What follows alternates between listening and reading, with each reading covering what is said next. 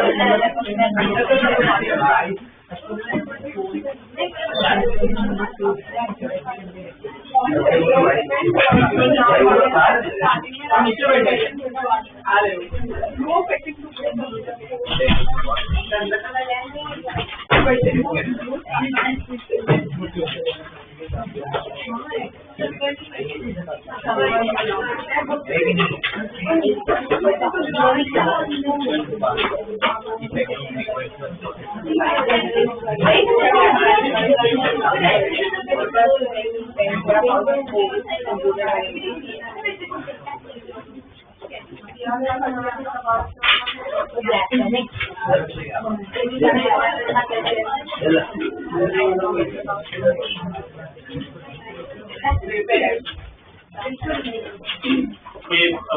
Class में हमने Einstein equation में स्टॉपिंग पोटेंशियल पढ़ा।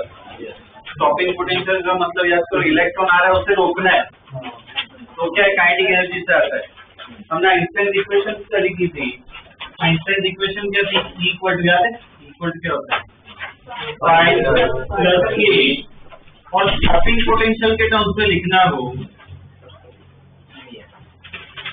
तो ये के ही जो है वो क्या स्टॉपिंग पोटेंशियल देता है, किसका होता है? ईवी है। ठीक है, अब मुझे ना इस इक्वेशन को ध्यान से स्टडी करना है।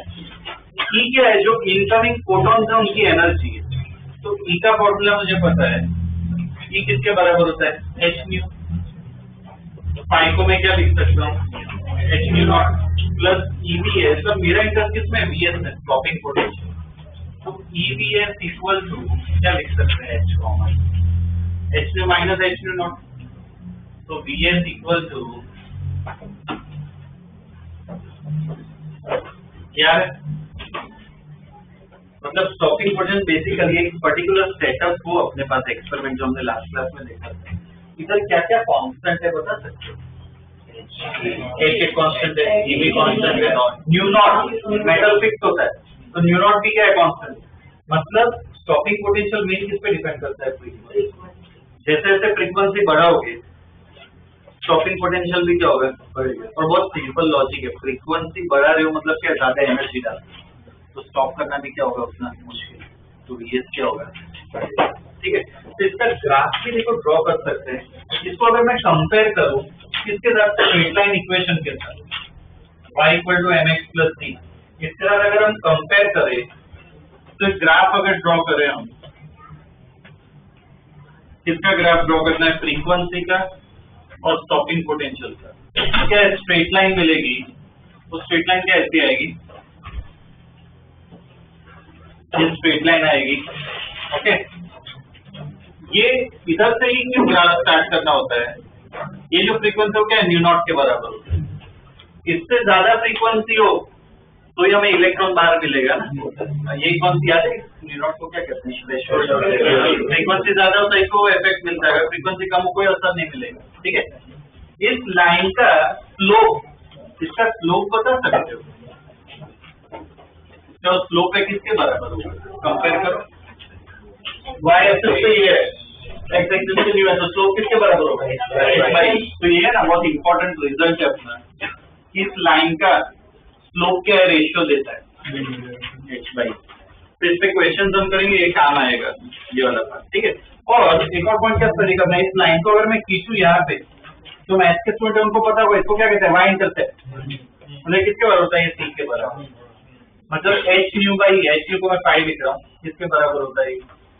फाई बाई के बराबर होता है। तो ये वाला एक ग्राफ अपना बाकी था, वो स्टडी कर लेते हैं। ठीक है, इसके बेस पे प्रॉब्लम्स भी कर लेते हैं, और एक छोटा सा टॉपिक आज हो जाएगा, खत्म हो जाएगा। ठीक है, तो डायरेक्ट स्टेटमेंट लिखो जो हमने लास्ट ड्रॉप किया था, उसका कंटिन्यूशन नहीं है। पहले स्टेटमेंट लिखो, बाद में इक्वेशन वो सब स्टडी करना। देखो, consider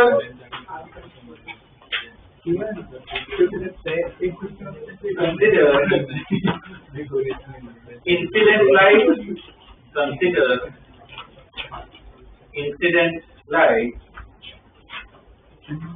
having frequency nu. Consider incident light having frequency nu and for the metal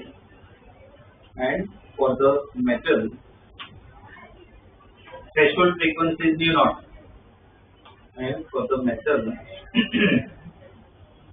threshold frequency is nu naught.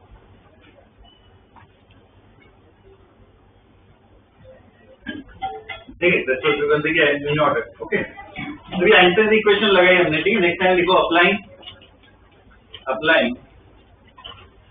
Einstein equation.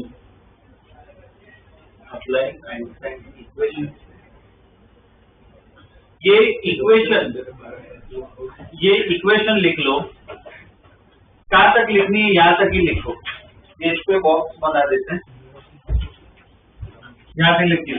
ये y equal to mx plus C, वो भी मत लिखना. ठीक है, ये मत लिखना, जो बॉक्स बना है उधर तक ही.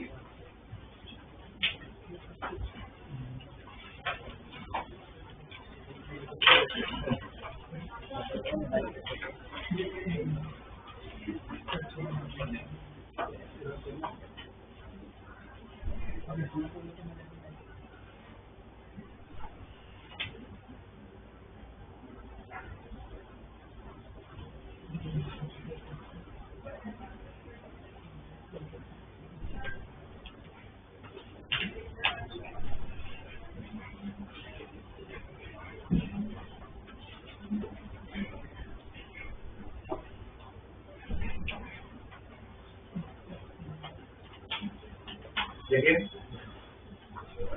कितना ठीक. देखो इक्वेशन के आगे, on comparing the above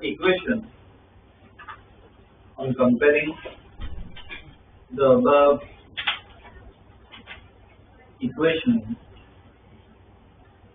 with straight line equation y equal to mx plus c, on comparing the above equation with straight line equation y equal to mx plus c, comma, the stopping potential varies linearly. The stopping potential varies linearly with incident frequency. Varies linearly with incident frequency. ठीक, ये graph draw कर लो.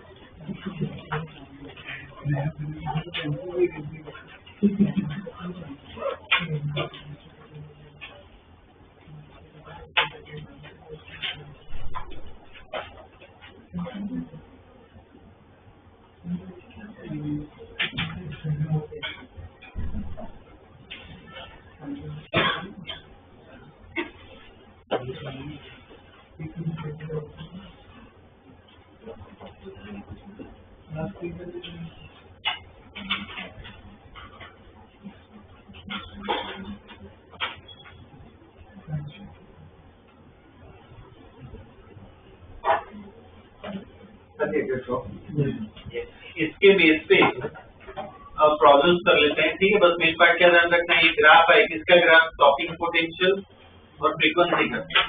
तो उसका ध्यान रखना है. Graph start कहाँ से होता है, थ्रेशोल्ड फ्रीक्वेंसी, और इसका स्लोप क्या देता है हमें, h/e, उसकी वैल्यू देता है. ठीक है, तो इसके बेस पे कुछ क्वेश्चंस कर लेते हैं. ठीक है, देखो क्वेश्चन पहले एनसीईआरटी का करवा देता हूँ. In photoelectric effect experiment, in photoelectric effect experiment, the slope of cutoff voltage, the slope of cutoff voltage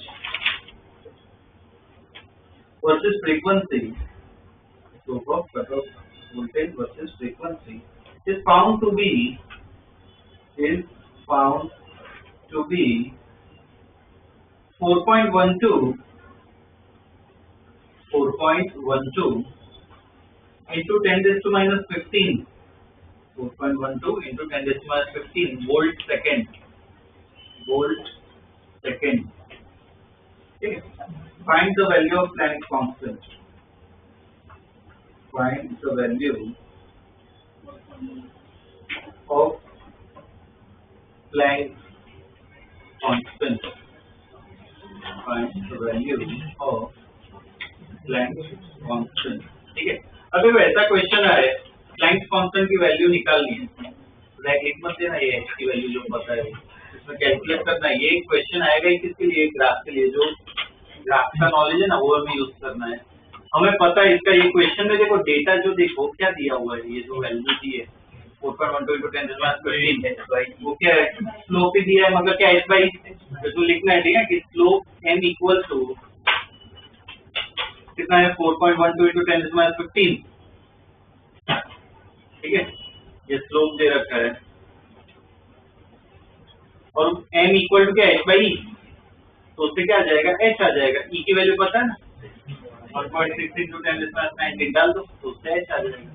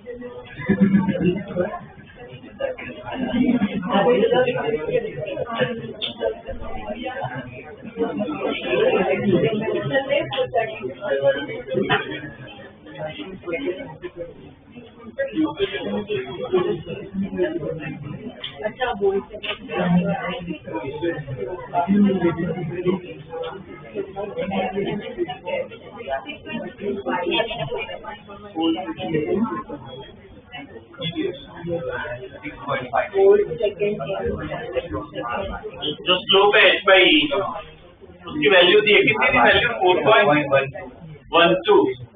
into 10 raised to minus 15. तो h इक्वल टू क्या हो जाएगा 4.12 into 10 raised to minus 15 into e. ये हमें पता है 1.6 into 10 raised to minus 19. तो ये जो एग्जैक्ट वैल्यू है ना वही तुम्हें लिखनी पड़ेगी. क्या है 592 into 10 raised to minus 34. Unit भी लिखना है, जूल सेकेंड. ठीक है ना, ऐसा हमें कैलकुलेट करना है. ठीक है, या ये अपनी h की वैल्यू. ठीक है,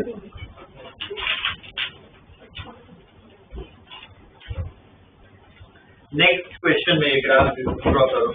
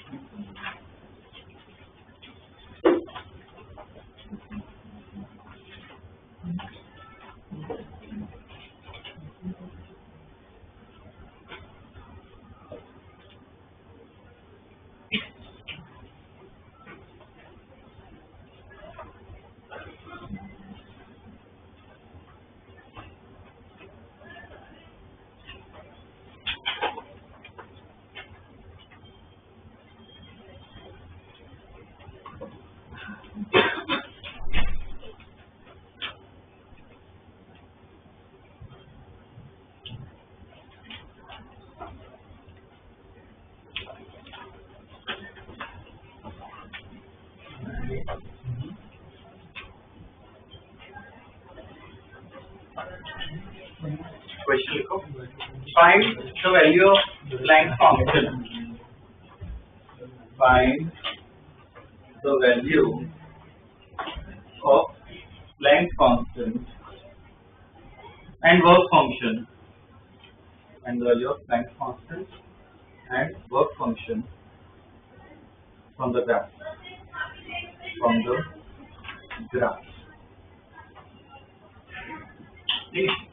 इस ग्राफ का यूज करके निकालना है, ठीक है ना, प्लैंक फंक्शन और वर्क फंक्शन। पहले तो डेटा इसमें देखो, समझो ग्राफ में क्या क्या डेटा दिया हुआ है वो बताओ, तो क्या क्या पता चलता है।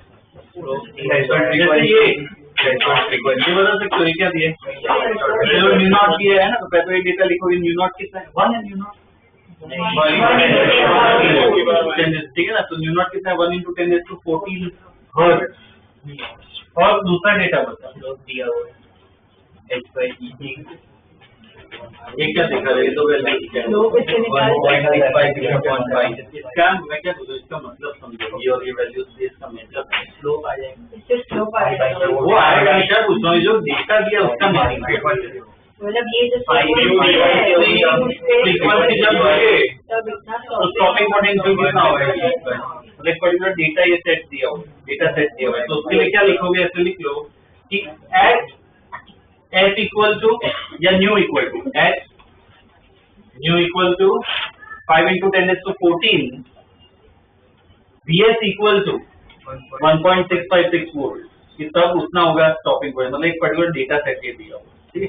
अब इसका नॉलेज, इतना डेटा है, ग्राफ है, ठीक है, तो उससे अब यूज कर फाई निकालना है और एक ये h निकालना है। नहीं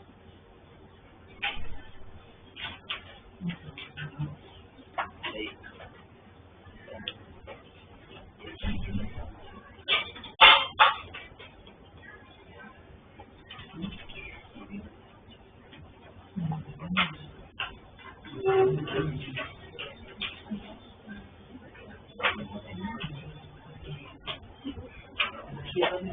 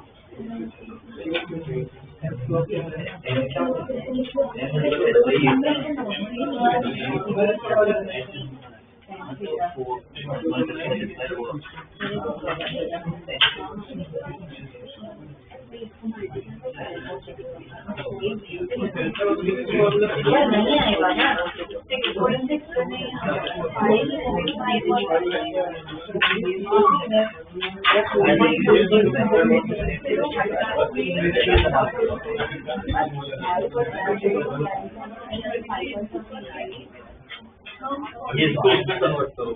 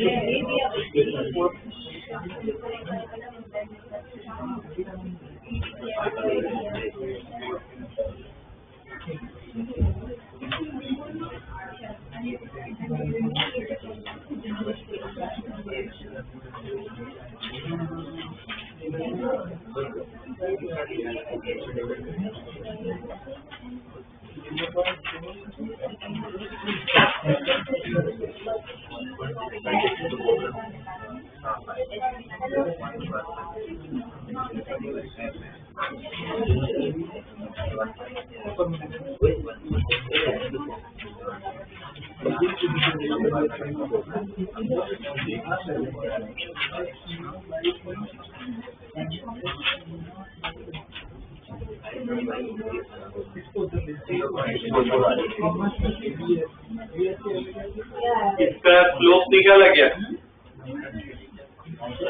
इधर से स्लोप कैसे निकालोगे वो बताओ, स्लोप निकालोगे उससे h आ जाएगा, ये सपोज थीटा है, इसका जो स्लोप है मतलब 10 थीटा, ये ट्रायंगल देखोगे तो स्लोप कहाँ से आएगा? Perpendicular upon base. ये परपेंडिकुलर कितना होगा? 1.656 और बेस कितना होगा? 4। पर ध्यान में रखना है ये साथ में इंटू 10⁻14। ठीक है, तो स्लोप कितना आ रहा है? 0.414 इंटू 10⁻14 और यूनिट क्या होता है? Volt second. ये स्लोप आया और उसको किसके साथ इक्वेट करना है? h/e। ठीक है ना, h निकालना उससे आएगा स्लोप से, तो h/e इक्वल टू ये दिया हुआ है 0.414 इंटू 10⁻14। e की वैल्यू हमें पता है, तो डाल तो h कितना रहे? 6.624 माइनस 34। ये एक h की वैल्यू आ गई।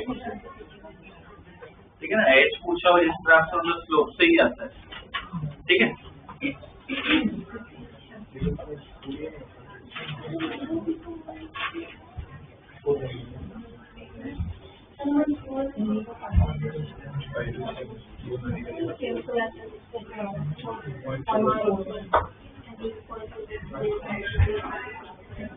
देख लिया ये।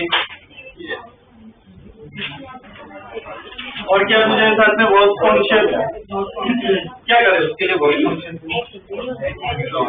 न्यू नॉट हमें पता है, थ्रेशोल्ड है ना, तो phi equal to H nu not. H ध्यान रखना, एच की वैल्यू कौन सी डालोगे? जो अपनी आई है वो।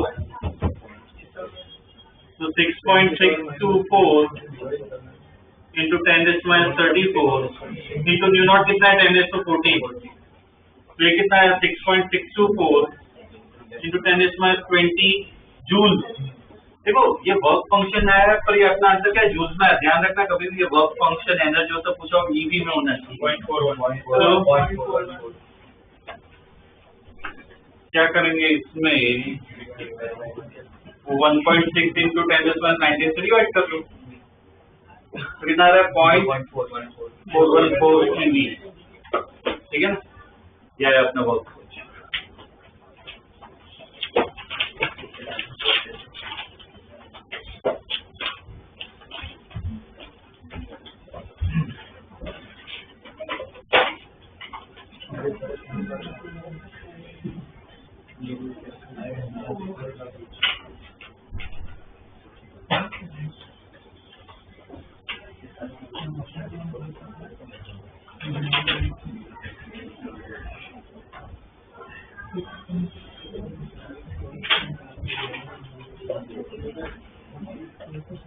लिख लिया ये।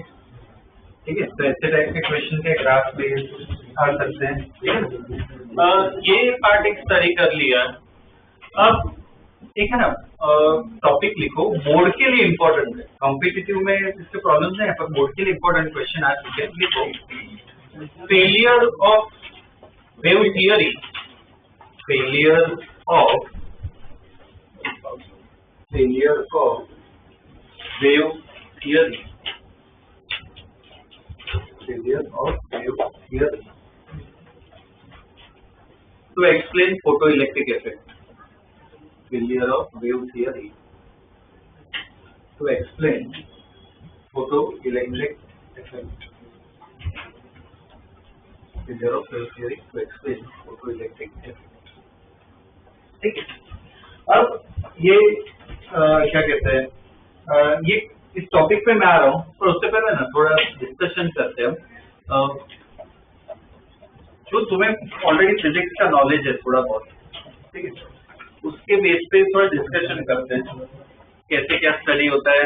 फिजिक्स का नॉलेज अभी तुम्हें है, इसका मतलब क्या है कि भाई सब लॉज ऑफ मोशन पता है, वर्क एनर्जी पावर वो सब का आइडिया है, व्यूज का आइडिया है, ठीक है, मोमेंटम वो सब पता होता है, चार्ज के बारे में पढ़ा, मैग्नेटिक फील्ड वो सब के बारे में पढ़ा। ठीक है ना, और अब हम किस पे है? Modern physics. हमें शुरुआत में बताया था मॉडर्न फिजिक्स मतलब क्या? रिसेंट। हम जो फिजिक्स पढ़ रहे हैं वो पुराना फिजिक्स है, 300-400 साल पुराना है। अब ऐसा मत समझना कि इतना पुराना क्यों पढ़ रहे हैं, 1000 साल बाद भी कोई स्टूडेंट पढ़ रहा होगा ना, वो यही पढ़ेगा। क्यों? फिजिक्स है, साइंस है ना, वो गलत थोड़ी होगा। अपडेट थोड़ी होते रहता है, ये सही है, बेस है तो उतना ही होगा, यही होगा। अब मॉडर्न फिजिक्स जो है वो कहाँ से आया, जैसे जैसे एक्सपेरिमेंट्स हुए तो उससे पता चला कि ये जो फिजिक्स हमने पढ़ा वो इनफ नहीं है, काफी कुछ नई चीजें भी हैं जो हमें समझ नहीं है। तो एक क्वेश्चन मैं पूछ रहा हूँ, वाटर का केस ले, ठीक है, दो एग्जांपल दे रहा हूँ। एक केस में क्या है, सपोज एक पॉन्ड है, उसमें हम स्टोन ड्रॉप कर रहे हैं, तो ड्रॉप करने से क्या होगा, ऐसे ये वो क्या कहते हैं, वेव्स बनेगी, यार इसको वेव फ्रंट कहते हैं, जैसे आगे बढ़ेगा ना वेव्स के ऐसे आगे बढ़ेगी, ठीक है। और तो यहाँ पे ऐसे कोई टॉय है या कुछ फ्लोट कर रहा है प्लास्टिक का, तो क्या होगा, ऐसे ऊपर नीचे होगा, ठीक है, ये केस है, ठीक है। दूसरे केस में क्या है, एक नोजल है अपने पास और नोजल से हाई स्पीड से कुछ पानी निकलता है, ठीक है, हाई स्पीड से पानी निकल रहा है, जैसे नोजल है इसमें हाई स्पीड से ऐसे वाटर निकल रहा है, और यहाँ पे मान लो ऐसे कोई हमने प्लेट लगाई हुई है, ठीक है, ऐसे प्लेट लगाई है, और जैसे यहाँ पे मैंने एक पार्टिकल ऐसे रखा हुआ था, ठीक है, ऐसे ऊपर नीचे हो रहा है, या मान लेते हैं ऐसा ही ये बॉक्स है, ये बॉक्स ही यहाँ पे रखा है, एग्जैक्ट प्लास्टिक का बॉक्स है यहाँ पे रखा है, ठीक है, तो ऐसे हाई स्पीड से नोजल आ रही है, ठीक है, ये बॉक्स ऐसा कैसे ही रहेगा क्या, वर्टिकल क्या होगा, ऐसे एंगल पे आ जाएगा इसकी वजह से, ठीक है, एंगल पे आ जाएगा। अब मैं ऑप्शंस भी दे रहा हूँ, दोनों जगह क्या है, वाटर ही है, तो मुझे प्रॉपर फिजिक्स को सब स्टडी करना है, इक्वेशंस लगानी है, मुझे ये पार्ट को स्टडी करना है, तो हमने जो फिजिक्स पढ़ा उस तरफ से बताओ, मैं एफपीडी लगाऊं या वेव की इक्वेशन लगाऊं, क्या करेंगे, वेव की इक्वेशन लगाएं, y = sin ओमेगा t, वो सब जो हमने पढ़ा था, क्या करेंगे, वेव की इक्वेशन लगाएं, क्या अगर मुझे ये स्टडी करना क्या करेंगे, एफपीडी करेंगे, ठीक। तो इधर वाटर कैसे बिहेव कर रहा है, वेव की तरह, इधर वाटर कैसे बिहेव कर रहा है, वेव की तरह बिहेव नहीं कर रहा है, कैसे बिहेव कर रहा है, पार्टिकल की तरह, पार्टिकल जा रहे क्या लगा रहे, फोर्स लगा रहे, ठीक है, मोमेंटम। तो एक ही चीज वेव की तरह भी बिहेव कर रही है, पार्टिकल की तरह भी बिहेव कर रही है, ठीक है। तो जैसे जैसे साइंस डेवलप हुआ, क्या पता चला, सबसे पहले सबको क्या लगता था कि ये जो लाइट है, लाइट क्या है, वेव है, और हमने स्टडी भी किया, रिफ्लेक्शन स्टडी किया, रिफ्रैक्शन स्टडी किया, ये लास्ट चैप्टर जो अपना था इंटरफेरेंस, डिफ्रैक्शन, पोलराइजेशन, वो सब स्टडी किया। वो सब में हम क्या मान के चलते हैं कि लाइट क्या है, वेव है। हमने वेव की इक्वेशन भी स्टडी की थी, y = a sin kx, वो सब स्टडी किया था। हम क्या मान के चलते थे कि वो सब क्या है, वेव, या डबल स्लिट डिस्प्ले, वो सब में कि लाइट क्या है, wave.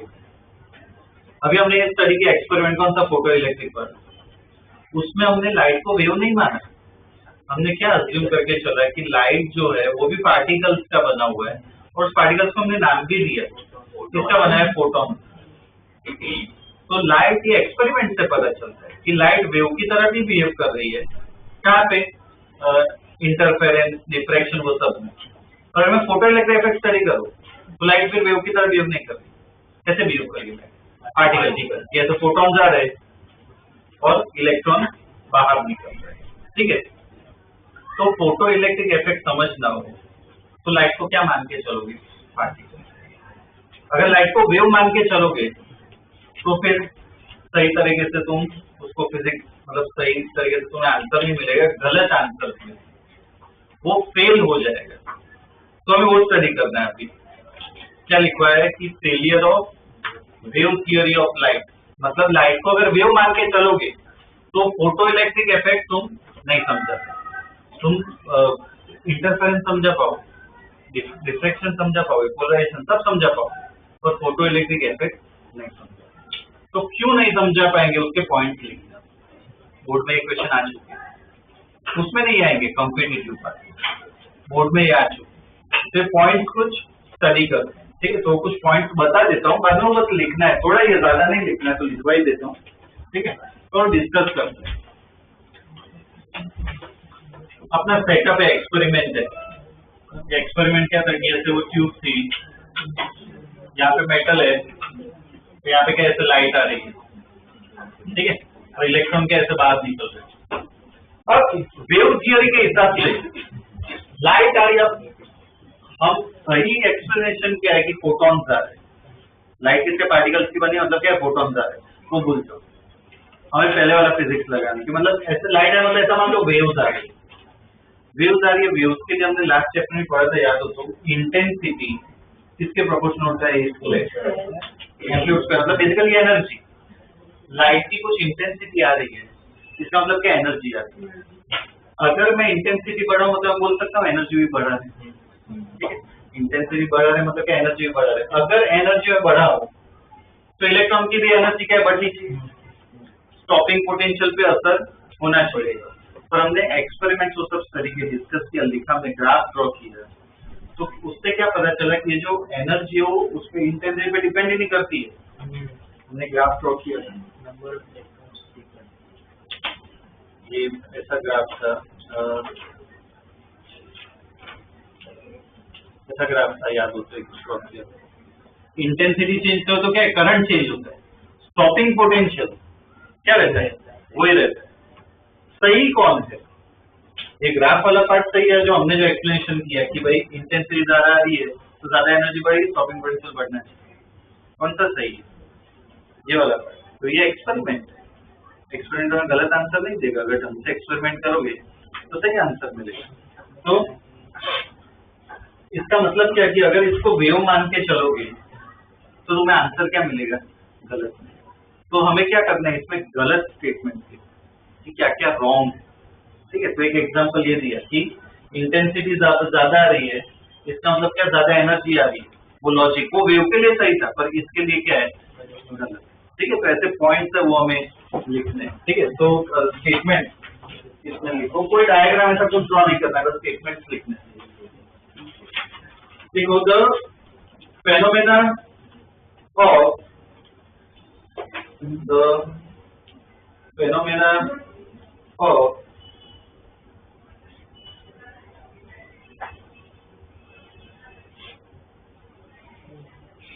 interference,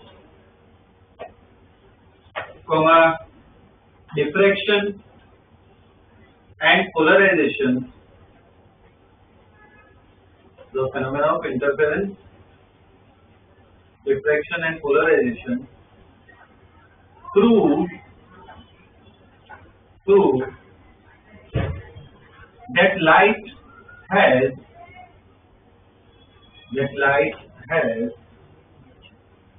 a wave nature, that light has a wave nature, ठीक है। कंटिन्यू में लिखो, the energy is distributed continuously, the energy is distributed continuously in the form of, the energy is distributed continuously in the form of electric and magnetic field, electric and magnetic field, ठीक है। अब जो हमने ये points discuss किए ना वो हमें लिखने हैं, 3 पॉइंट है वो तुम्हें लिखना है, ठीक है। पहला लिखो, according to wave theory, according to wave theory, comma, intensity of light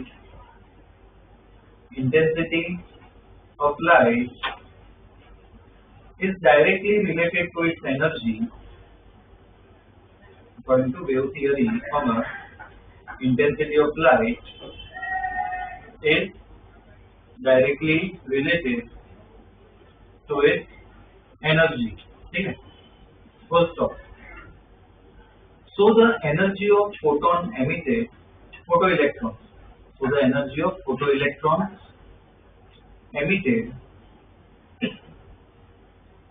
so the energy of photoelectrons emitted should also depend on intensity of light, should also depend on intensity of light, should also depend on intensity of light।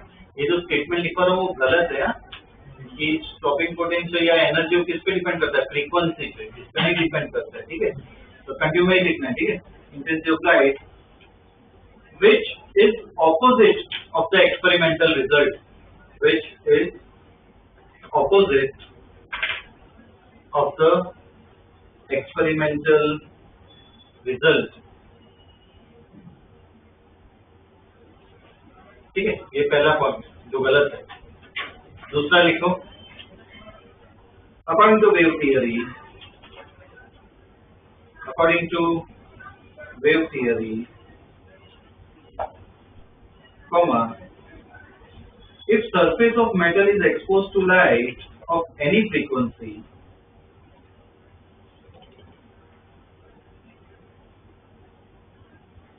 if surface of metal is exposed to light of any frequency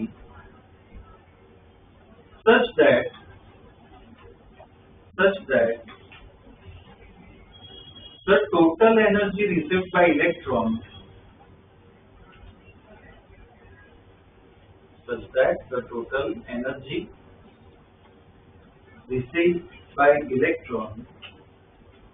is greater than work function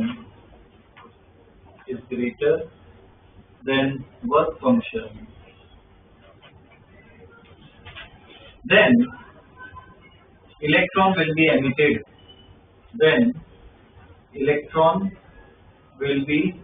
emitted. Full stop. मतलब ये second statement क्या कहता है, energy आ रही है. ये याद हो तो हमने जो एक्सपेरिमेंट किया था ना उसमें लिखा था, जो डायग्राम ड्रॉ किया उसमें कौन सी लाइट आ रही है, यूवी लाइट. मैं लिखा था उसमें यूवी लाइट आ रही है. यूवी लाइट मतलब हाई फ्रीक्वेंसी. सपोज मैं यूवी लाइट की जगह इंफ्रारेड डालूं, इंफ्रारेड मतलब लो एनर्जी. ये थियरी क्या कहती है कि भले लो एनर्जी है, एनर्जी तो आ रही है ना, तो डालते रहो एनर्जी जमा होती रहेगी. अगर वो एनर्जी वर्क फंक्शन से ज्यादा हो जाए तो इलेक्ट्रॉन बाहर निकलना चाहिए. ये स्टेटमेंट सही है गलत? थ्रेशोल्ड देना ही पड़ेगा. उससे कम दोगे तो जितनी एनर्जी दो कोई फर्क नहीं पड़ने वाला. थ्रेशोल्ड देना ही पड़ेगा. तो ये स्टेटमेंट भी क्या है, गलत. ठीक है, तो कंटिन्यू में लिखो. This explanation rules out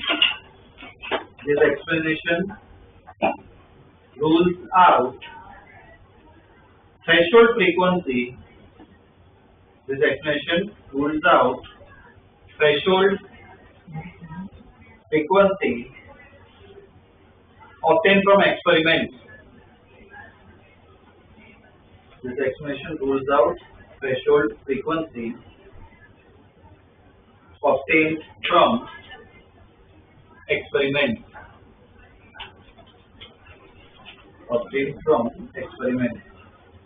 ठीक है, ये दूसरा फॉल्ट. एक और फॉल्ट है, क्या है कि मान लो सही है, पहला 2 पॉइंट सही है. जैसे लाइट आ रही है, एनर्जी आ रही है, जमा हो गई, वर्क फंक्शन जितनी हो गई, तब इलेक्ट्रॉन बाहर निकलेगा. तो कुछ टाइम तो लगेगा ना जमा होने में. तो साइंटिस्ट ने क्या किया, कैलकुलेशन भी किया कि कितना टाइम लगेगा वो एनर्जी को जमा होने के लिए. तो कैलकुलेशन से क्या पता चला कि बहुत टाइम निकलेगा, मतलब आवर्स, घंटे निकल जाएंगे. और मैंने जब एक्सपेरिमेंट समझाया था ना, तब मैंने पॉइंट भी लिखवाया था कि एक्सपेरिमेंट से क्या पता चला, जिस मोमेंट पे लाइट आती है ना उस मोमेंट पे इलेक्ट्रॉन भी निकल जाता है. मतलब कितना टाइम लगता है, नैनो सेकंड इतना लगता है. और ये थियरी क्या बोलती है कि बहुत सारा टाइम लगेगा. तो ये पॉइंट भी क्या है, गलत है ना. ठीक है, तो उसको भी हमें लिखना है. ठीक है, थर्ड पॉइंट देखो.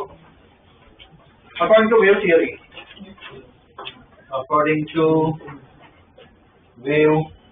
Theory, from a electron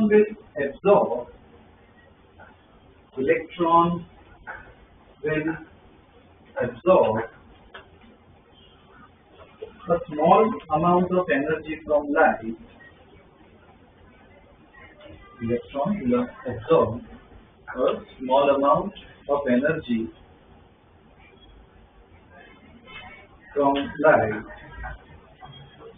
and when it becomes equal to work function,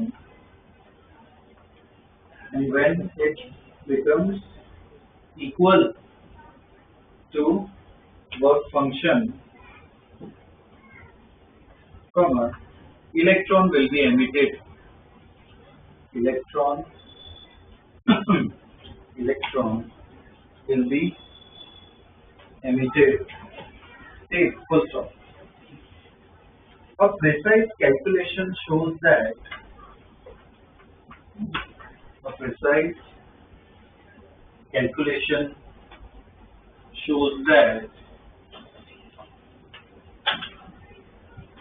it should take hours for electron to be emitted.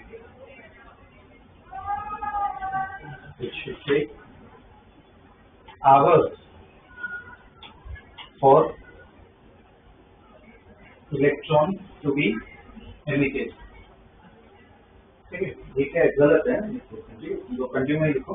This explanation is contrary. This explanation is contrary to the spontaneous emission of electron. This explanation is contrary to the spontaneous emission of electron found in experiments.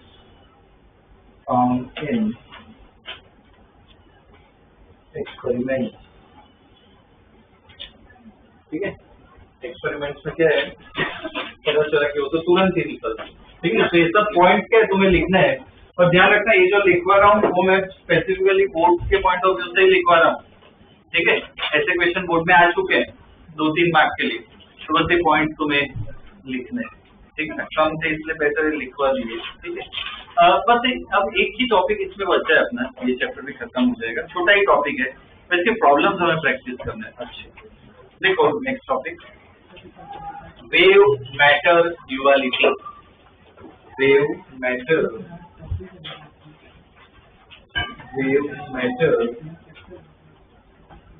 Duality.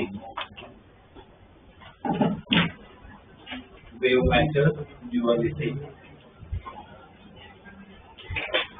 Okay, ये topic क्या है वो समझा.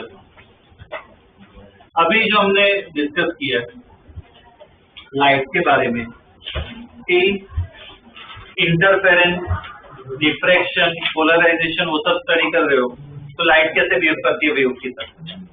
और अगर photo electric effect तुम study कर रहे हो, तो लाइट वेव की तरह बिहेव नहीं कर रही, लाइट पार्टिकल की तरह बिहेव कर रही है. और पार्टिकल का नाम भी है क्या है, फोटो. हमने लाइट मतलब लाइट अब दिमाग में हटा देना कि लाइट वेव है. लाइट वेव भी है, लाइट पार्टिकल भी है, डिपेंड करता है तुम क्या स्टडी करते हो. तो इसलिए हम क्या कहते हैं कि लाइट का क्या है, ड्यूअल बिहेवियर. लाइट वेव की तरह भी बिहेव कर रही है और पार्टिकल की तरह भी बिहेव. ठीक, ये एक्सपेरिमेंट हुआ. तो आगे जाके बाद में और साइंटिस्ट ने, फिजिसिस्ट ने क्या सोचा है कि अगर लाइट वेव और पार्टिकल की तरह बिहेव कर रही है, तो जो नॉर्मल ऑब्जेक्ट है अपना, जैसे सपोज ये पेन, ये ऑब्जेक्ट है, तो ये तो क्या है अपने लिए पार्टिकल है, इसका बिहेवियर पार्टिकल जैसा होगा. साइंटिस्ट ने क्या सोचा कि भाई ये ऑब्जेक्ट एक पार्टिकल की तरह तो दिख ही रहा है, पर ये भी हो सकता है कि वेव की तरह बिहेव करे. वेव की तरह बिहेव करे मतलब क्या, इसकी भी वेवलेंथ हो सकती है. ठीक है, हमें ऐसा अभी कुछ ऐसा लग नहीं रहा है कि भाई इसकी वेवलेंथ जैसा हुई, तो मुझे पार्टिकल ही लग रहा है. पर इसके भी एक्सपेरिमेंट्स हुए, थियरी डेवलप हुई, क्या पता चला कि सही है, इसकी भी है ना वेवलेंथ होती है. मतलब एक पार्टिकल भी कैसे बिहेव कर सकते हैं वेव की तरह. इसलिए वो टॉपिक का नाम दिया हमने क्या, वेव मैटर ड्यूअलिटी. दोनों एक दूसरे की तरह बिहेव कर सकते हैं. तो इसमें सबसे इम्पोर्टेंट रिजल्ट जो आया था वो एक साइंटिस्ट ने दिया था, डी ब्रोई ने. उसने इसकी वेवलेंथ कैलकुलेट करके ली. बहुत ही सिंपल फॉर्मूला है. उसने क्या किया, इसकी वेवलेंथ कैलकुलेट करके, तो हमें वो फॉर्मूला स्टडी करना है. ठीक है, बहुत ही सिंपल फॉर्मूला है, बता देता हूँ. उसका डिराइवेशन अभी देखने की जरूरत नहीं है, वो फॉर्मूला ही हमें स्टडी करना है. वेवलेंथ कितना होता है कोई पार्टिकल का, इसके बराबर होता है h/p. h तो क्या है, प्लैंक्स कांस्टेंट. p क्या है, मोमेंट. तो उस समय क्या है, वेवलेंथ मिल जाएगी. ध्यान रखना ये जो वेवलेंथ है वो वेव की नहीं है, किसकी है, पार्टिकल की. ठीक है, पार्टिकल की वेवलेंथ. तो इसके बारे में हमें स्टडी करना है. इसमें प्रॉब्लम काफी आएंगे, तो हमें प्रैक्टिस करनी है. ठीक है, स्टेटमेंट लिखो. Just as light behaves as a wave and a particle.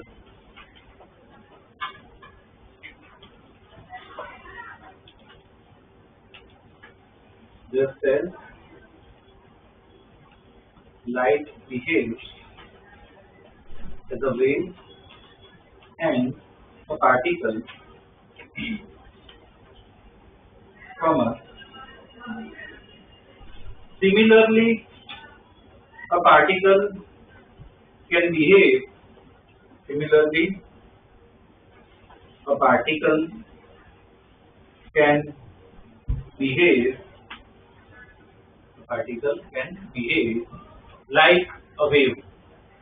Particle can behave like a wave. This is called wave matter duality.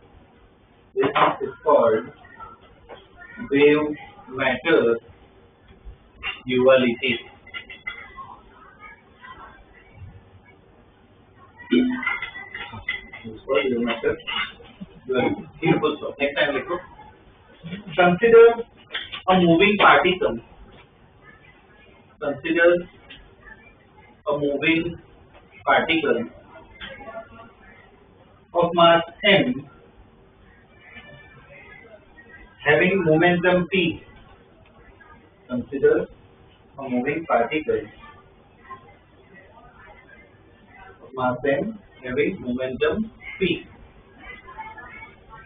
Its wavelength is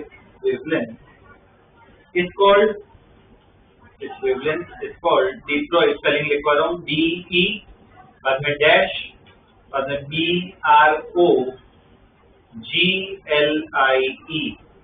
DE dash बाद में BROGLIE.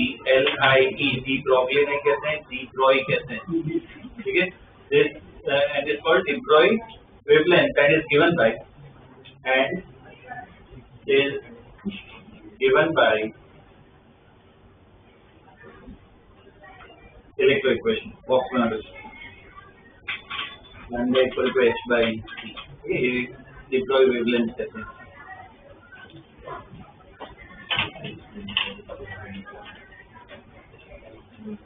ओके, ये theory, ये formula किसने दिया था? de Broglie ने.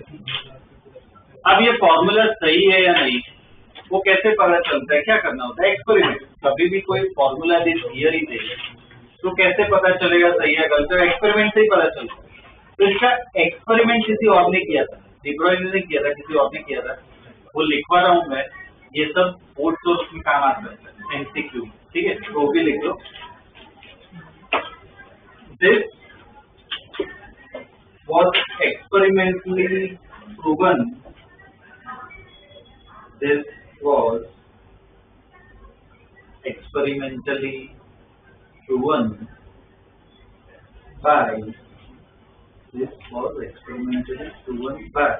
Davison, Davison, Davison and Germer, Germer. ये इन्होंने एक्सपेरिमेंट से प्रूव, ठीक है. तो ये इतना बार देख ले. इसके ना देखो फॉर्मूला तो यही है, तो इसके और भी फॉर्म्स है, वो बता देता हूँ, प्रॉब्लम्स में काम आएगा. कुछ क्वेश्चंस में क्या मोमेंटम नहीं दिया होगा, काइनेटिक एनर्जी दी होगी, तो काइनेटिक एनर्जी को मोमेंटम में कन्वर्ट कर सकते हैं, ठीक है. आगे लिखो. If kinetic energy of particle is given, if kinetic energy of particle is given, then if kinetic energy of particle is given, then देखो अगर kinetic energy दी हो तो kinetic energy और मोमेंटम का रिलेशन है, K इक्वल टू क्या होता है? p²/2 है. तो P इक्वल टू क्या लिख सकते हो? √2mk. इसका मतलब लैम्डा का एक और फॉर्मूला है, इसको लैम्डा इक्वल टू क्या लिख सकते हो? h/p की जगह ये डाल दो, 2m, ठीक है. इसमें बॉक्स बना दो, यदि काम आएगा.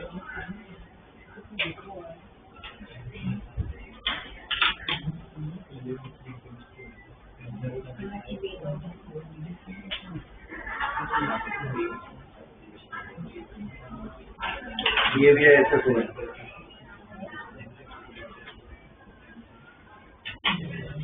ठीक है. एक फॉर्मूला. कुछ प्रॉब्लम्स में चार्ज के बारे में भी इंफॉर्मेशन दी होती है. चार्ज अगर आए ना, तो चार्ज को एनर्जी कैसे देते हैं हम? इलेक्ट्रोस्टैटिक्स में पढ़ा था हमने. चार्ज को एनर्जी कैसे देते हैं हम, वोल्टेज पोटेंशियल डिफरेंस, तो उसके फॉर्म में भी आ सकता है, ठीक है, तो वो भी लिखवा देता हूँ, लिखो नेक्स्ट लाइन में। If a charge q of mass m, if a charge q of mass m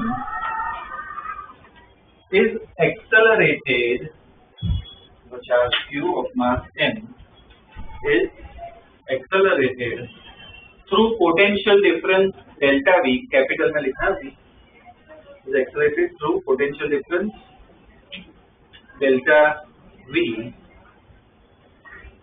then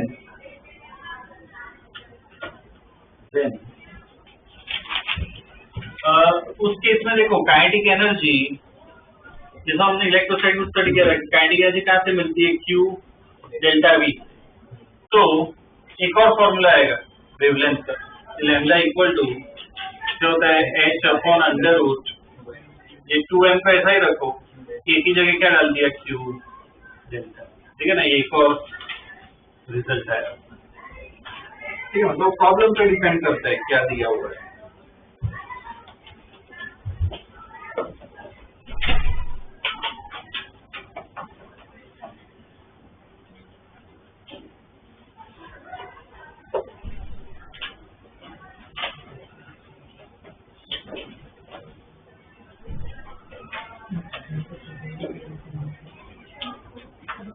ठीक है, अब इसके लिए इस पे कुछ क्वेश्चंस कर लेते हैं, ठीक है ना, ये कॉम्पिटिटिव के लिए इम्पोर्टेंट है ये टॉपिक, कुछ क्वेश्चंस कर लेते हैं। पहले एनसीईआरटी के करवा देता हूँ, ठीक है ना, लिख लो क्वेश्चन एनसीईआरटी का। Find the Broglie wavelength of, find the Broglie wavelength of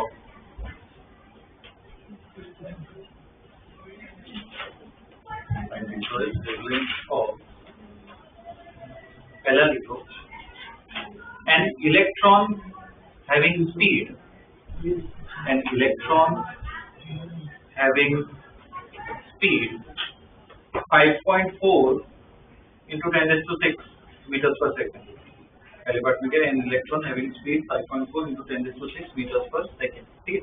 दूसरे पार्ट में लिखो, a ball of mass 150 grams, a ball of mass 150 grams moving with speed 30 meters per second, moving with speed 30 meters per second, ठीक है। कौन सा formula लगा, h by p वाला लगा है ना, p किसके बराबर होगा, m v, ठीक है ना, करो कैलकुलेट करो, दोनों केस में निकालो लैम्डा, इसमें कंसेप्ट भी है वो भी बताऊंगा।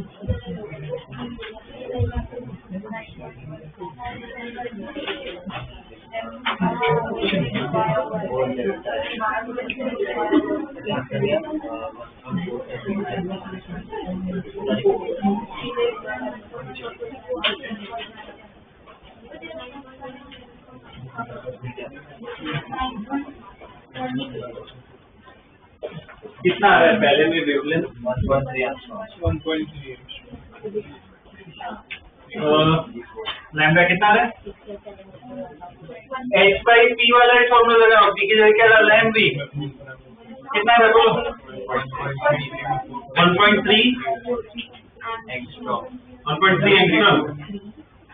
और दूसरे में क्या आ रहा है 1.47 into 10 is to -34 क्या मीटर इसके आसपास आना चाहिए ठीक है lambda equal to h by p p की जगह क्या mv लिखना है ये दो वेवलेंथ आ रही है देखो इसमें ऑब्जर्वेशन एक पॉइंट क्या ध्यान में रखना है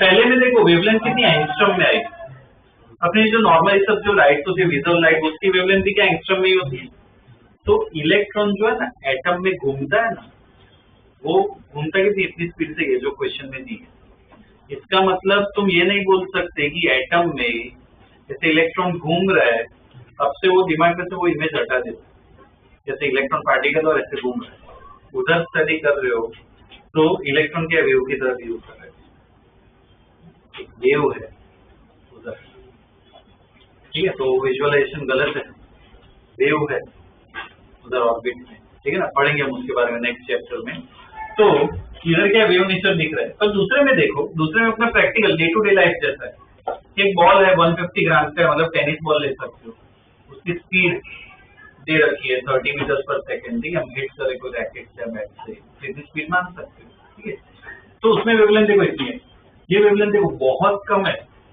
इतनी कम वेवलेंथ हो ना तो तुम्हें वो नेचर दिखेगा ही नहीं वेव जैसे मतलब डे टू डे लाइफ में तुम ऐसे पार्टिकल को वेव की तरह वेव करते होगे नहीं डे टू डे लाइफ में तुम्हें दिखेगा ही नहीं क्या पार्टिकल ही दिखेगा रीजन क्या है कि इसकी वेवलेंथ क्या होती है बहुत कम 2 पॉइंट है ना इसमें लिख लो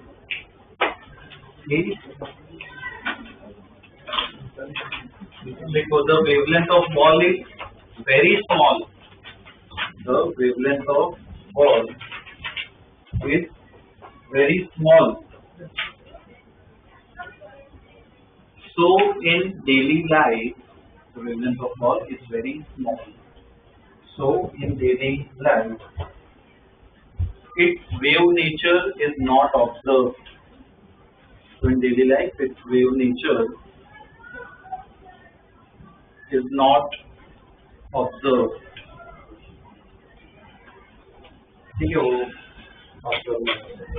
ठीक है ये एक बेसिक एनसीईआरटी का कर लिया एक और एनसीईआरटी का क्वेश्चन वो भी करवा देता हूँ लिखो next question show that wavelength of an EM wave show that wavelength of an EM wave is same as the de Broglie wavelength is same as the de Broglie wavelength of a photon of same frequency. De Broglie wavelength of photon of same frequency. ये भी discuss कर लेते हैं, ये show that है, मतलब prove करना है हमें। EM वेव की बात करें, EM मतलब क्या अपनी वेव, वेव के केस में वेवलेंथ कहाँ से निकलती है, de Broglie वेवलेंथ नहीं, अपनी नॉर्मल वेवलेंथ, वो कहाँ से निकलती है, फ्रीक्वेंसी से और स्पीड से। तो उसका फॉर्मूला पहले हमें लिखना है, ठीक है। तो इसमें लिखो कि for EM wave, for EM wave wavelength lambda 1 कुछ ले लेते हैं, तो लैम्डा 1 को क्या लिख सकते हैं हम, C बाई न्यू, है ना, ये नॉर्मल वेव के लिए फॉर्मूला होता है, ठीक है, speed upon frequency, lambda 1 equal to क्या होगा, C बाई न्यू। और हमें किसके लिए अब निकालना है, फोटोन के लिए, ठीक है। नेक्स्ट टाइम लिखो for photon, for photon, photon के लिए अगर हम देखें तो लैम्डा 2 ले लेते हैं, तो उसके तो de Broglie निकालना है, तो फॉर्मूला आपके पास लैम्डा इक्वल क्या होता है, h/p, lambda equal to h/p। अब इसमें p इक्वल टू mv नहीं लगा सकते, फोटोन का मास थोड़ी होता है, वो पार्टिकल का होता है। फोटोन का मोमेंटम के लिए फॉर्मूला मैंने लिखवा था, याद है क्या, p इक्वल टू क्या था, e by c energy upon speed, ठीक है, लिख लो इसमें। देखो the momentum of photon, the momentum of photon क्या है, P equal to E by C, और E की जगह क्या h न्यू लिख सकते हैं, ठीक है। तो P इक्वल टू क्या है, h न्यू बाई C, तो सब्स्टिट्यूट कर देते हैं, तो लैम्डा 2 इक्वल टू क्या है, h बाई P, P की जगह क्या डाल दिया, h न्यू बाई C, तो लैम्डा 2 देखो किसके बराबर है, P को सब्स्टिट्यूट कर न्यू, क्या C बाई न्यू ही है, लैम्डा 2 क्या है, C बाई न्यू ही है अपना, ठीक है। तो आगे क्या लिखना है, therefore lambda 1 equal to lambda, ठीक है ना, प्रूव कर दिया हमने कि वेवलेंथ क्या है, ठीक है। ओके, ये स्टडी कर लिया, ठीक है। इसके ये एनसीईआरटी के क्वेश्चन है, कॉम्पिटिटिव पार्ट में कैसे क्वेश्चन आते हैं वो देख लेते हैं, ठीक है ना। लिखो question, a particle of mass 9.1 into 10⁻31 kg, a particle of mass 9.1 into 10⁻31 kg is moving with speed, is moving with speed, is moving with speed 10⁶ meters per second, is moving with speed 10⁶ meters per second, ठीक है, full stop. A photon in vacuum, a photon in vacuum has momentum, a photon in vacuum has momentum 10⁻27 kg meters per second, 10⁻27 kg meters per second, ठीक है, full stop. Find the de Broglie wavelength ratio, find the de Broglie wavelength ratio of photon to the particle, of photon to the particle. Forget it.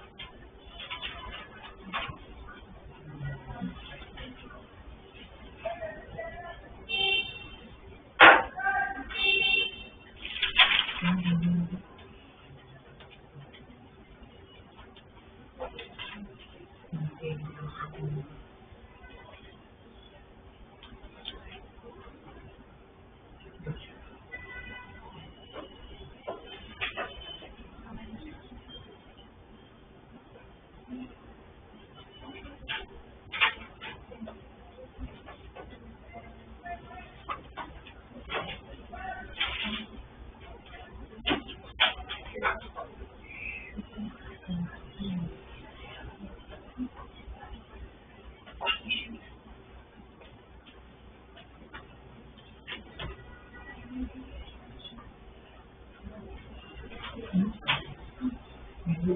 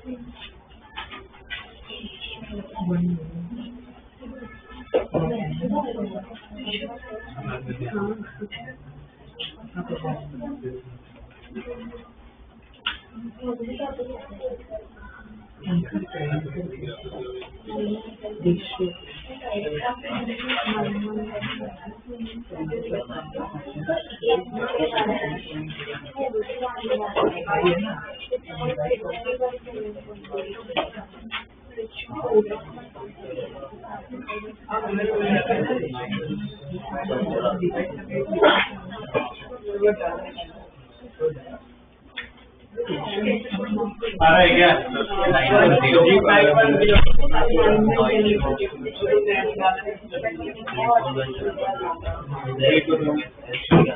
ये particle जो है, particle का wavelength lambda 1 ले लेते हैं, तो वो कितना हो गया h/p, कितना हो गया p?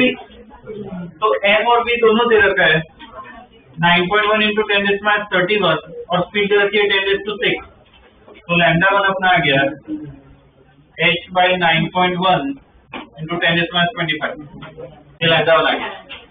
और दूसरा कौन सा है, प्रोटॉन, उसका लैम्डा 2 ले लेते हैं, तो लैम्डा 2 = h/p और p डायरेक्ट यही रखा है 10⁻27। क्या निकालना है, लैम्डा 2/λ1 निकालना है क्या?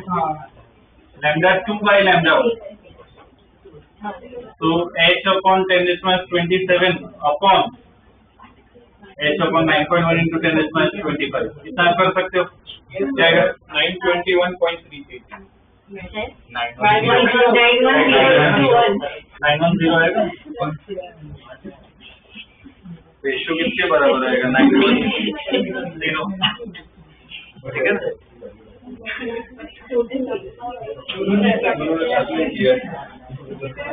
ओके,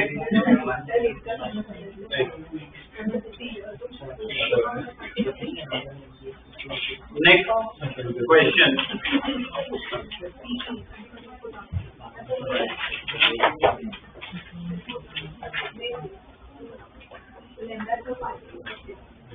देखो, -10 microcoulomb charge, -10 microcoulomb charge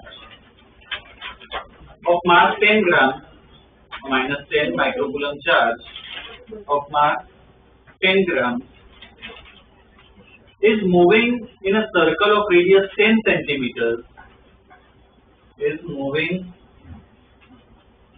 in a circle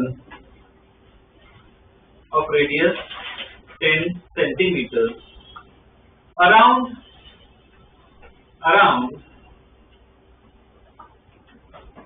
+10 microcoulomb charge, around +10 microcoulomb charge, ठीक है? Find its de Broglie wavelength, find its de Broglie wavelength, find its de Broglie wavelength, ठीक है? इसमें विजुअलाइज करो क्या है कि +10 माइक्रोकूलम जो चार्ज है वो क्या है, सेंटर पे, और उसके आसपास ये -10 वाला क्या है, घूम रहा है। अब वेवलेंथ निकालनी, पहले तुम जो बताओ ये de Broglie वेवलेंथ किसकी निकालनी है, जो +10 है उसकी या -10, जो मूविंग होता है उसकी निकालनी है, ठीक है? तो फॉर्मूला है अपने पास लैम्डा = h/p, तो h तो चलो पता ही है, p की जगह हम क्या डालते हैं, mb पता है, मतलब मीन क्या निकालना है, p, वो v कैसे निकालना है, equal to m/mv², क्या है, दो चार्ज है, कभी सर्कल में दो चार्ज है तो कौन सा फोर्स लगेगा, तो कूलम फोर्स क्या होता है, वो k ज्यादा और सर्कल में घूम रहा है, तो भी ध्यान रखना है, सर्कल में घूम रहा है तो फोर्स किसके बराबर होता है, mv²/r, उससे भी निकलेगा, तो सॉल्व कर लो, पूरा निकाल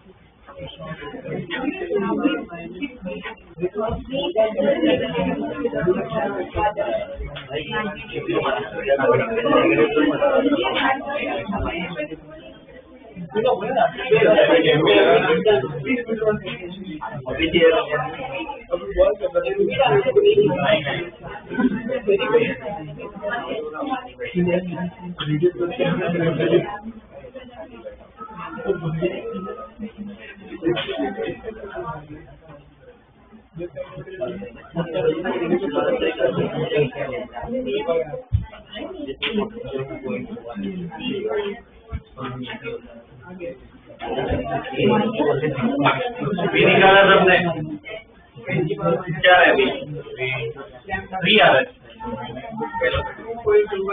ये फोर्थ की equation q1 q2 by r square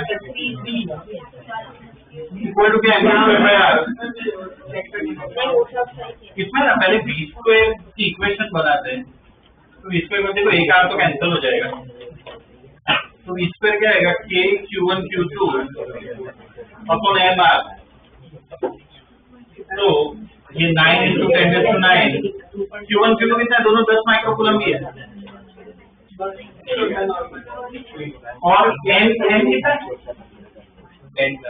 10 ग्राम मतलब 10 2 सब ऐसा ही में डालना है r 10 सेंटीमीटर मतलब 0.1 फिर से भी आ जाएगा कितना आ रहा है सेंटीमीटर 30 आ रहा है 30 मीटर पर सेकेंड और ये v आ गया अब लैम्डा निकालना है h by mv तो 6.63 into 10 to minus 34 upon n कितना है 10 ग्राम है ना तो 10 to minus 2 और v कितना है 30 कितना रहेगी 2.1 into 10 to minus 33 मीटर ठीक है वेवलेंथ आ गया नेक्स्ट question. Next क्वेश्चन लिख लो।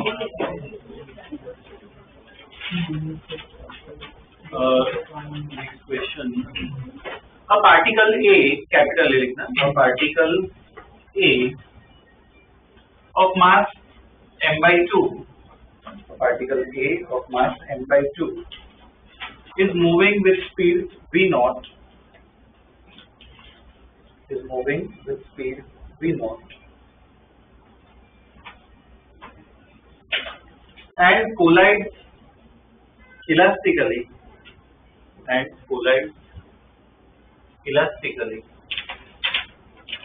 with particle B, collides elastically with particle B of mass m/3 at rest. Particle B of mass m/3 at rest. Please full stop. Find the change in de Broglie wavelength. Find the change in de Broglie wavelength of A. Find the change in de Broglie wavelength of A if its initial wavelength is lambda naught. If its initial wavelength is lambda naught. So we try.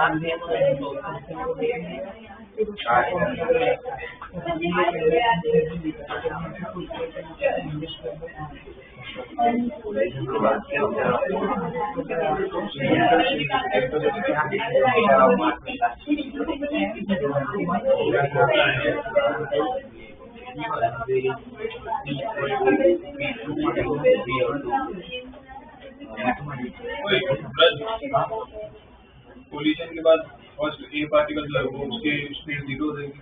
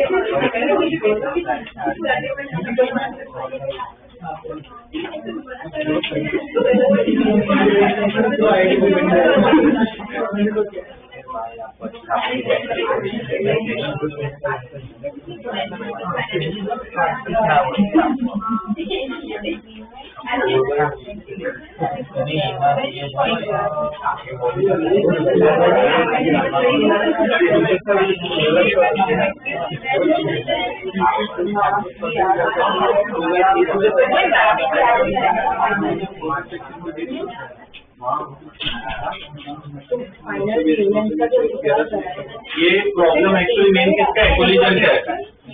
Collision में ये collision के बाद speed निकाल दी हो, क्या क्या apply करना होता है? याद है? दो इक्वेशन एक होती है momentum conservation, E equal to PF, और दूसरी इक्वेशन एक और आती है, वो कौन सी होती है? E स्मॉल e क्या कहते हैं? Coefficient of restitution. ठीक है, बता देता हूँ अभी, पर ध्यान रखना, कॉम्पिटिटिव में ऐसे प्रॉब्लम्स आएंगे, कंबाइंड नॉलेज जो का करना।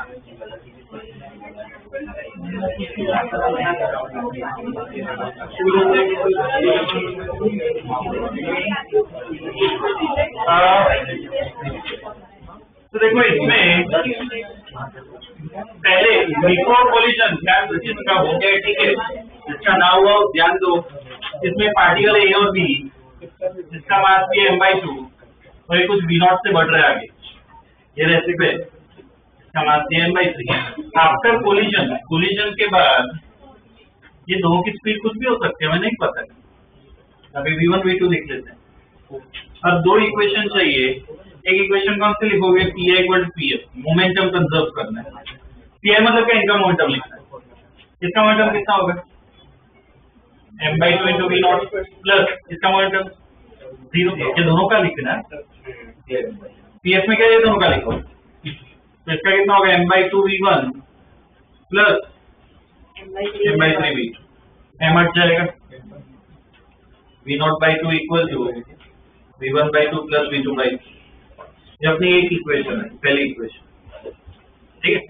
दूसरी इक्वेशन क्या आता है कि coefficient of restitution, coefficient of restitution है, इसका फॉर्मूला क्या होता है? v2 - v1 upon u1 - u2, ये फॉर्मूला होता है। और ध्यान क्या रखना है? कोलिजन इलास्टिक हो, जो क्वेश्चन दिया है तो इसकी वैल्यू फिक्स होती है 1, तो 1 इज इक्वल टू v2 और v1 तो ऐसे ही रहेंगे, निकालने हमें। v1 मतलब पहले वाले किसकी? v0, तो v0 है, दूसरी क्या है? 0। फिर से देखो दूसरी इक्वेशन आएगी, v2 - v1 equal to v0, ये दूसरी इक्वेशन। ये दोनों को सॉल्व करोगे तो क्या मिल जाएगा? हमें v1 और v2 मिल जाएगा। क्या किसने सॉल्व किया?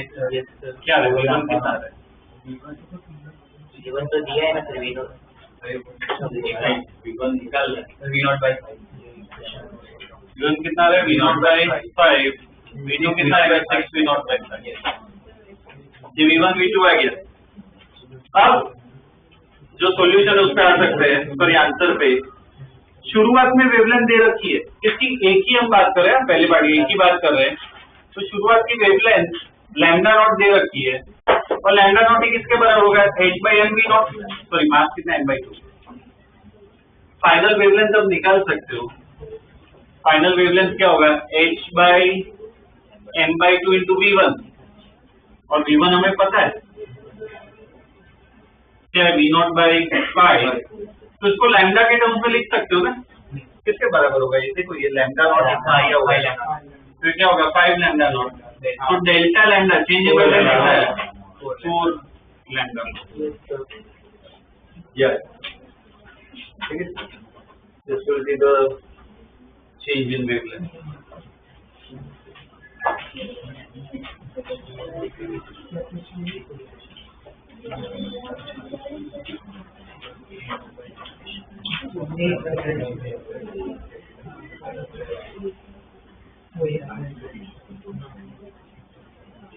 ठीक है, ये एक प्रॉब्लम कर लिया है कोलिजन वाला, ठीक है ना। एक और प्रॉब्लम कर लो, एक और ये चार्ज वाला कर लेते हैं।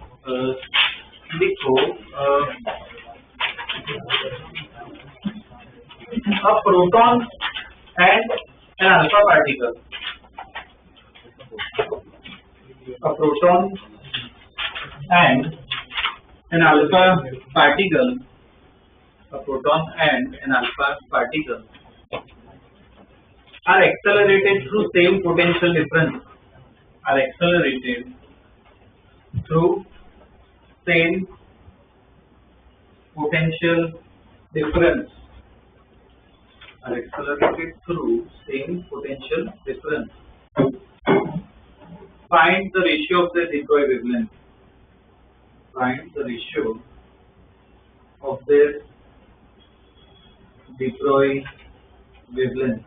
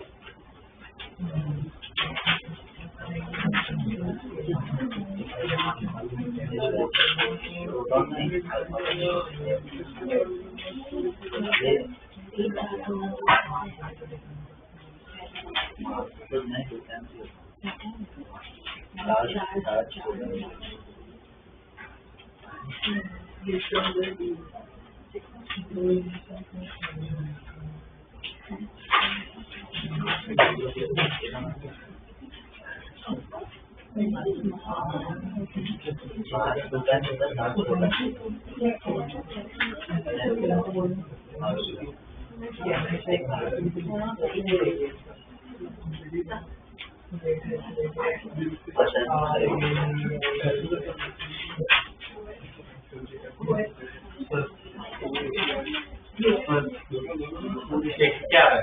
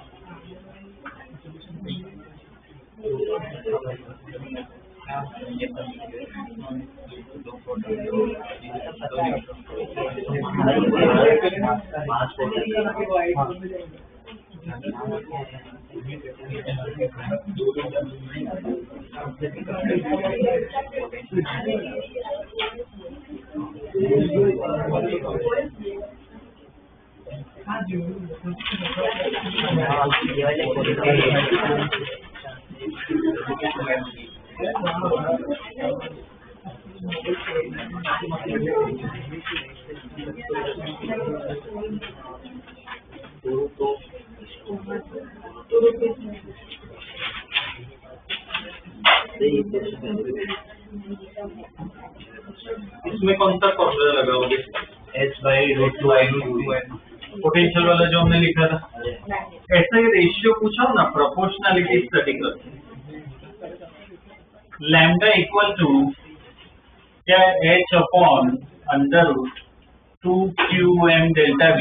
अपने प्रॉब्लम में बताओ क्या क्या सेम है, कांस्टेंट है, h कांस्टेंट है, 2 कांस्टेंट है, डेल्टा v भी सेम है दोनों। तो अपने प्रॉब्लम में lambda is inversely proportional to √q है, इसके बराबर है ना। अल्फा पार्टिकल और उसका प्रोटॉन है ना, उसका रेशियो निकालना है। तो प्रोटॉन के लिए p यूज करते हैं, लैम्डा अल्फा डिवाइडेड तो अल्फा है, ये रेशियो निकालना है। इनवर्सली प्रोपोर्शनल तो क्या लिख सकते हैं, q alpha upon qp m alpha upon mp है ना, ऐसे लिख सकते हैं रेशियो में। अब ये याद हो तो अल्फा पार्टिकल, उसके बारे में हमने मैग्नेटिक फील्ड में पढ़ा था। अल्फा पार्टिकल होते क्या होता है, हीलियम न्यूक्लियस, उसका चार्ज किसके बराबर होता है, हीलियम न्यूक्लियस है तो क्या है +2e होगा ना, इलेक्ट्रॉन हटा उतना चार्ज होगा उसका +2e। प्रोटॉन का चार्ज कितना होता है e +e। अल्फा पार्टिकल का मास बोल सकते हैं 4 प्रोटॉन 2 न्यूट्रॉन, मतलब 4 टाइम्स हो गया प्रोटॉन के, और प्रोटॉन का m p लिख रहे हैं तो ये कैंसिल हो गया, कितना आ रहा है √8/1, ठीक है ना, ये रेशियो है, ठीक है वेवलेंथ। ओके, तो ये चैप्टर भी अपना हो चुका है, ठीक है। ये कौन सा ड्यूअल नेचर वाला, नेक्स्ट क्लास वो एटम्स वाला पार्ट स्टार्ट करेंगे, ठीक है। इसका मॉड्यूल मिला है, बाकी है मॉड्यूल बाकी है, ठीक है, तो मिल जाएगा इस वीक में। तब तक जो मिला है वेव ऑप्टिक्स और उसका करते रहो, ठीक है।